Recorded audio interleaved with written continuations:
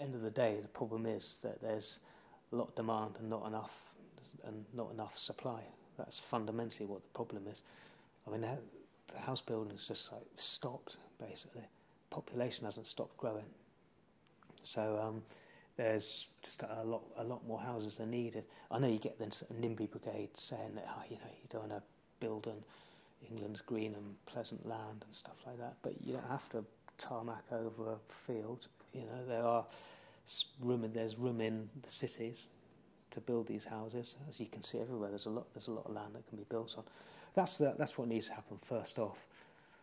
They sort of toyed with it because the government says that building houses basically kickstarts the economy. So if you need to kickstart economic growth, you have to start by pumping money into stuff like construction industry, because that just generates more work, and it just gets the wheels of the economy turning.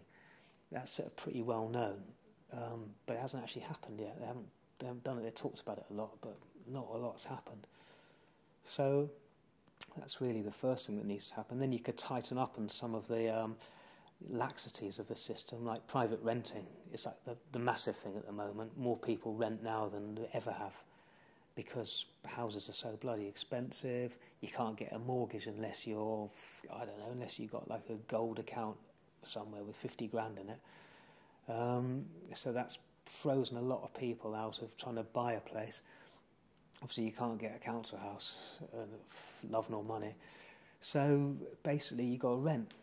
And private rents at the moment are well expensive, amazingly expensive.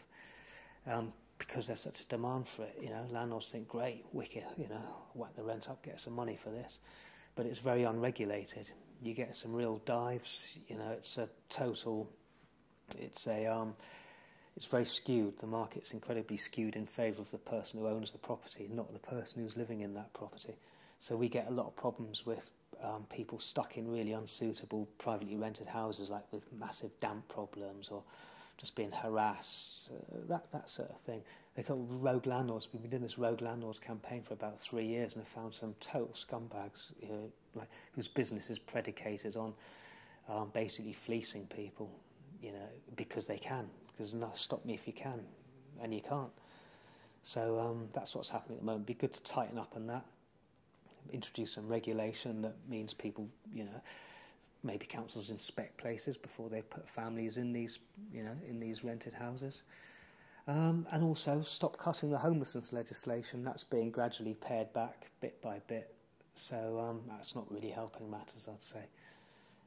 The safety net, this housing safety net, was there for a reason. It's to catch people when they fall into trouble, and that's being gradually removed, which just means that people are going to fall through it and come down with a massive thump, and there's going to be nothing there to help them, other than organisations like Shelter, which are also being cut back as well. So it's a bit of a crappy situation at the moment, really.